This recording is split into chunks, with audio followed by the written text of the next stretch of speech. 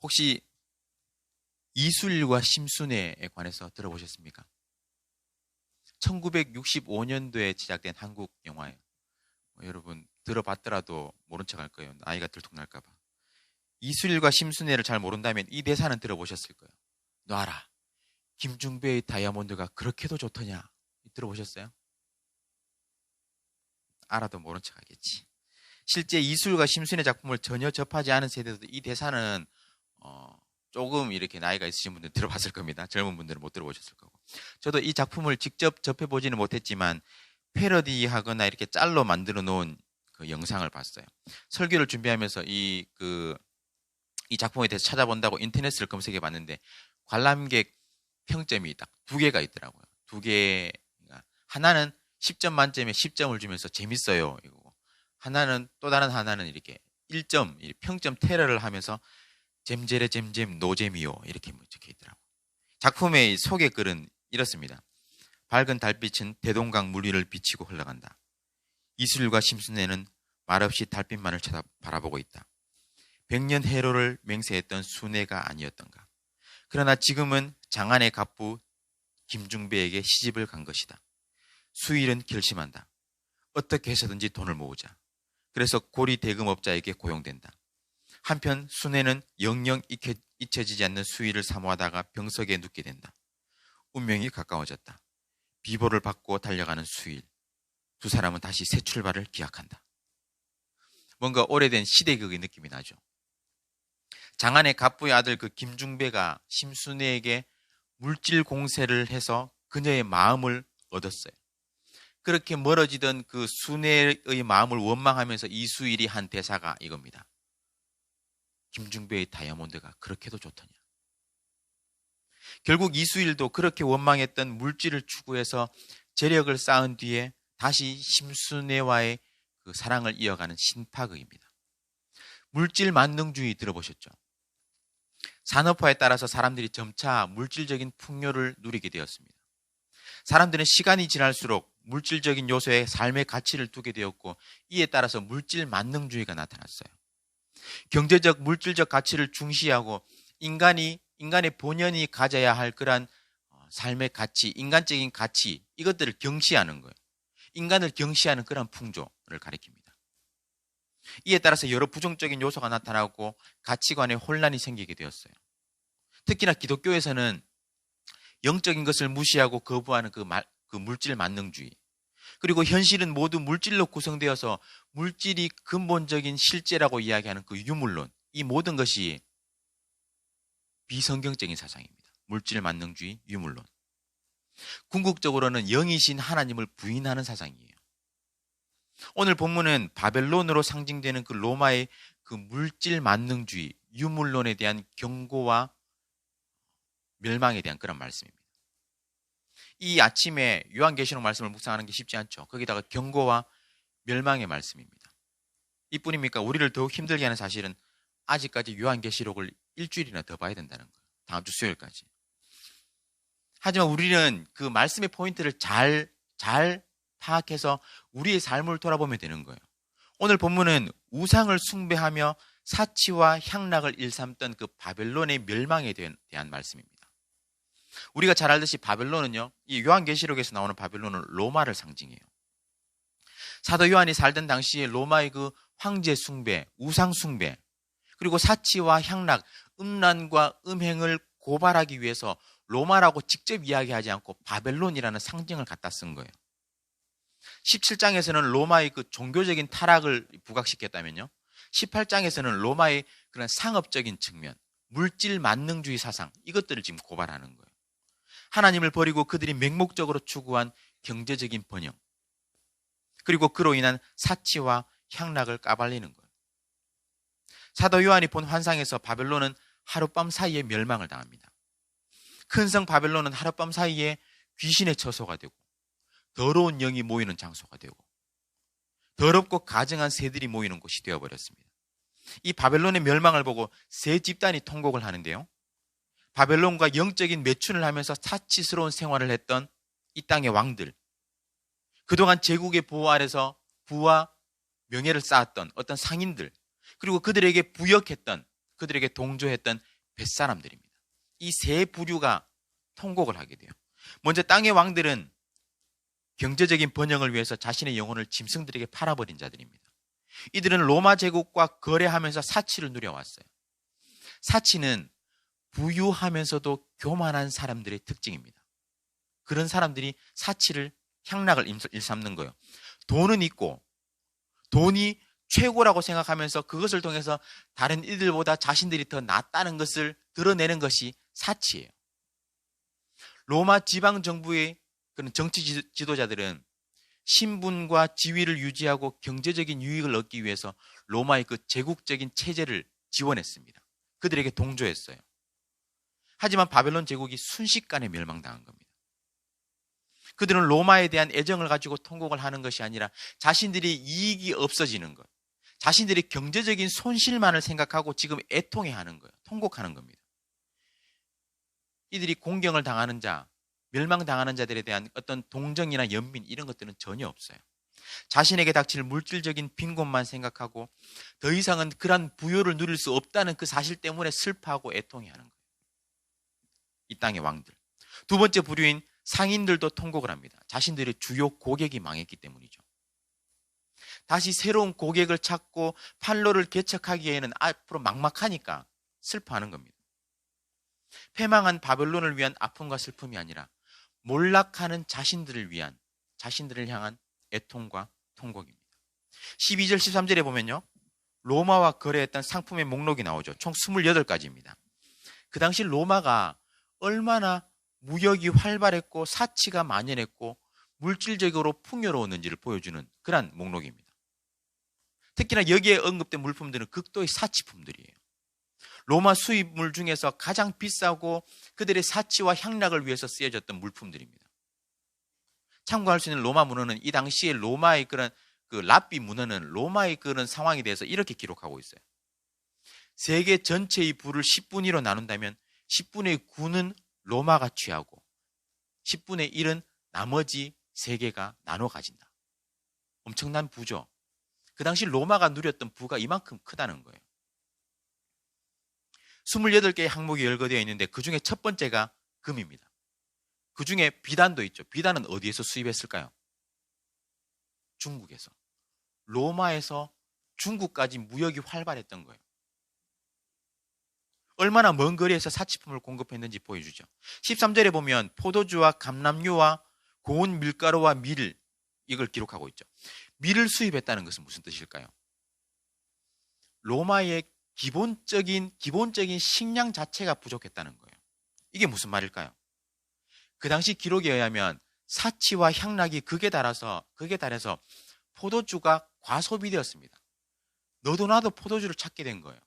그러다 보니까 포도주가 부족하니까 사람들이 밀밭을 갈아엎고 포도주 밭으로 만들었어요. 포도밭으로. 그 여파로 인해서 로마의 곡물 파동이 일어났습니다. 먹을 것이 없어진 거예요. 이 문제를 해결하기 위해서 도미티아누스 황제는 주 92년에 소아시아에서 포도원의 절반을 파괴하라는 그런 칙령을 내리기도 했습니다. 실제적인 역사적인 기록이에요. 요한은 이 사치품들을 열거하면서 로마 제국 자체를 아주 신랄하게 비판하고 있는 거예요. 물질 만능주의, 그것에 젖어있던 로마 제국을 신랄하게 비판한 겁니다. 비판의 절정은 13절의 마지막 두 항목이죠. 노예 무역과 사람의 영혼 매매입니다. 인간을 노예로 만들 뿐만 아니라 인간의 영혼을 상품으로 전락시킨 거예요. 그것이 로마의 문화였고 제국의 문화였습니다. 그리고 마지막 부류인 뱃사람들도 통곡을 하죠. 뱃사람들의 통곡, 애통은 땅의 왕들이나 상인들과 별반 다를 게 없습니다.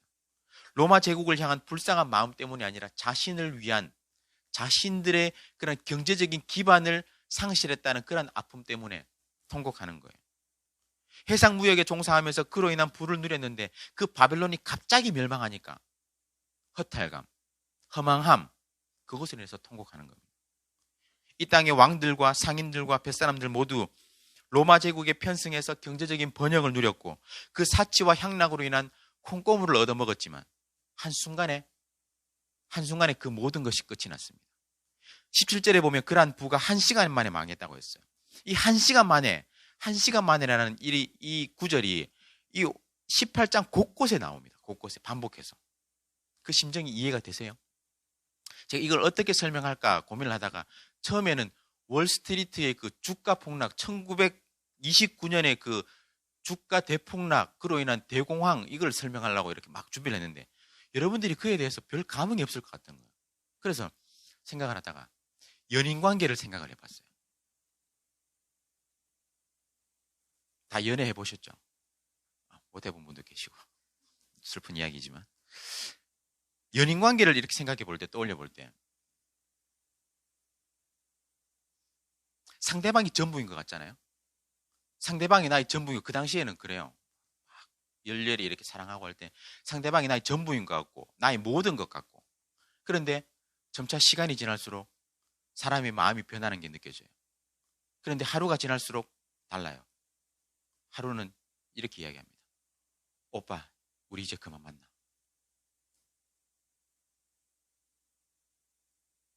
오빠가 나한테 이야기해요. 나보다 더 좋은 사람 만나길 기도할게. 한순간에 모든 것이 사라진 것 같고 나의 삶에 모두가 무너져 내린 것 같아요. 그런 경험 안 해보셨어요? 다 아름다운 사랑하고 계시는가 본데. 그런데 로마 제국의 멸망을 바라보면서, 바벨론의 멸망을 바라보면서 그러한 느낌을 받았다는 거예요. 하룻밤 사이에, 백만장자가 하룻밤 사이에 거지가 되어버린 겁니다. 그 허무함과 허탈감은 이루 말로 할 수 없는 거예요. 그런데 로마 제국의 멸망은 며칠 사이에 일어난 것이 아니라, 시간이 지나면서 진행된 것이 아니라 한순간에, 한 시간 만에, 단 한 시간 만에 멸망된 거예요.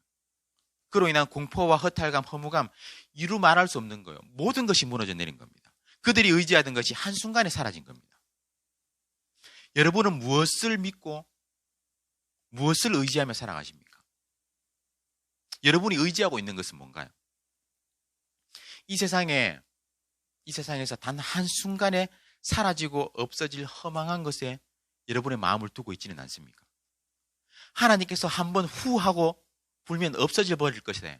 그것에 여러분의 모든 것을, 마음을, 인생을 쏟고 있지는 않습니까? 바벨론의 멸망, 로마 제국의 멸망을 바라본 땅의 그런 왕들과 상인들, 뱃사람들의 모습이 결국 여러분들의 모습은 아닙니까?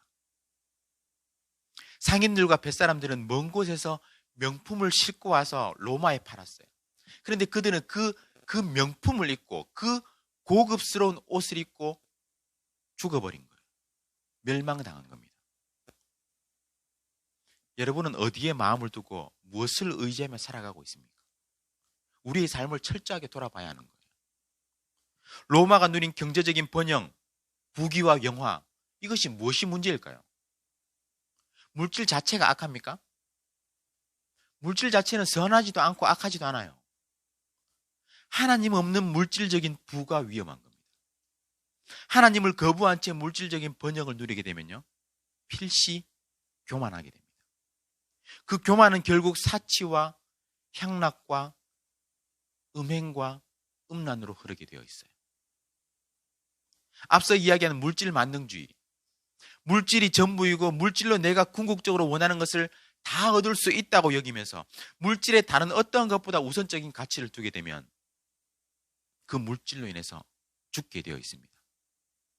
그 물질이 여러분들을 넘어뜨릴 것이기 때문에, 그 물질이 여러분들의 발목에 족쇄를 채울 것이기 때문에. 로마가 그랬거든요. 하나님 없는 상태에서 누리는 그 물질적인 풍요는 그들을 교만하게 만들었습니다. 그 교만이 결국 하나님을 더욱더 멀리하게 만들었고, 하나님을 멀리하게 될수록 그 중심이 바로 서지 않고 향락과 사치, 이런 것들로 점점 흐르게 된 거예요. 그런데 우리가 주의 깊게 봐야 할 말씀은 20절 말씀이에요. 20절에 보면 하늘과 성도들과 사도들과 선지자들아, 그로 말미암아 즐거워하라 그랬어요. 즐거워하라. 타협하지 말라. 그들 로마 사람들과 타협하지 말라, 부역하지 말라, 이 말이 아니라 그것으로 인해서 즐거워하라 그랬어요. 어떻게 생각하세요? 그들의 멸망을 바라보면서 고소해하고 즐거워하란 걸까요? 아, 꽃이다 꽃이야, 저 봐라, 저렇게 살더니 꽃이다 꽃이야, 이런 말이에요. 악인들의 멸망을 바라보면서 통쾌하게 생각하는 걸까요? 아닙니다. 그로 말미암아 즐거워하라는 말씀은 바벨론의 멸망, 로마 제국의 멸망은 결국 하나님의 살아계심을 증거하기 때문이에요. 결국 하나님의 살아계심과 역사하심을 바라보면서 그분의 일하심 가운데 기뻐하라는 겁니다. 과연 하나님께서 살아계시구나. 과연 하나님께서 이 땅 가운데 역사하고 계시구나. 악인들 가운데 악인들의 삶을 바라보면서 그냥 두시지 않고 하나님께서 살아 역사하시는구나. 이것들을 바라보면서 기뻐하고 즐거워하라는 거예요. 로마 제국에 저항해왔던 성도와 사도들과 선지자들은 핍박을 당했습니다. 고난을 당했어요. 예수 그리스도의 이름을 믿는 것 자체만으로 그들은 어려움, 모진 고난과 핍박 가운데 있었습니다. 모진 핍박과 순교를 당한 성도들의 기도에 대한 응답이 바로 바벨론의 멸망입니다. 하나님께서 살아계셔서 그들을 심판하는 거예요.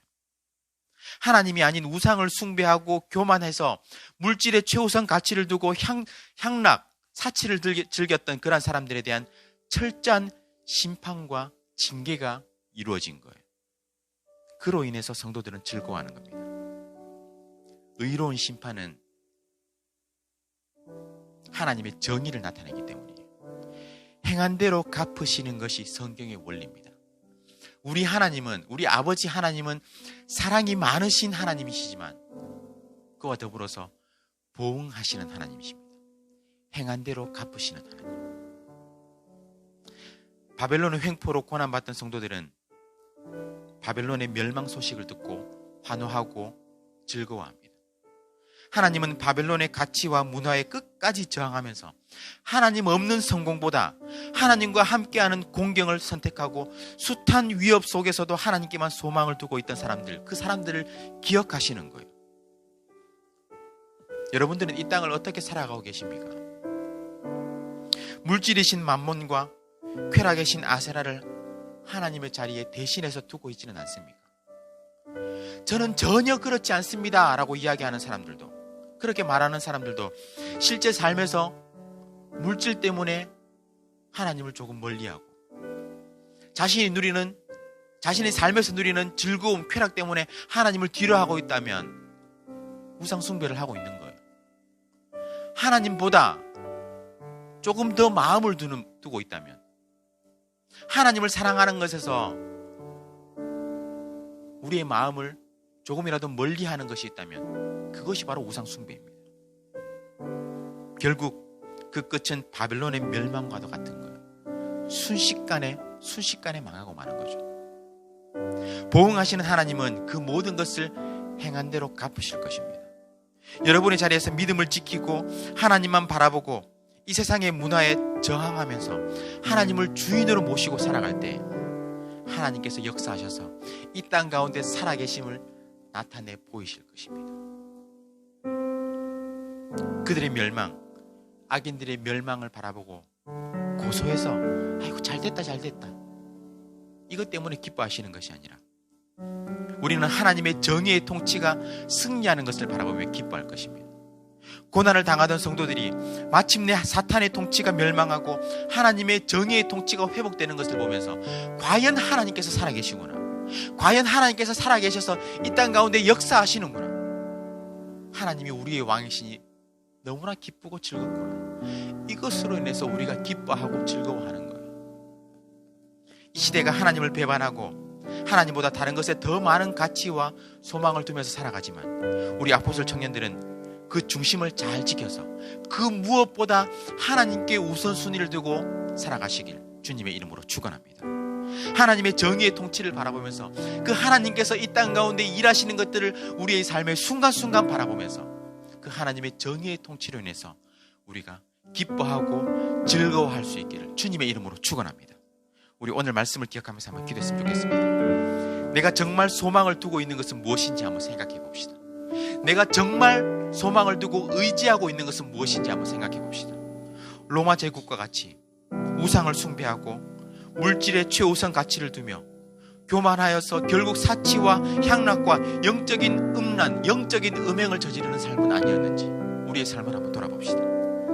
세상의 것에 우리의 마음을 빼앗기지 않게 하시고 오직 하나님께 소망을 두게 하여 주시옵소서.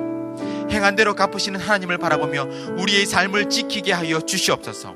하나님께서 공평과 정의로 다스리심을 바라보며 하나님의 살아계심으로 인한 기쁨과 즐거움이 우리 안에 넘치게 하여 주시옵소서. 다같이 말씀을 기억하며 한번 기도하겠습니다. 사랑하는 많으신 하나님 아버지 감사합니다.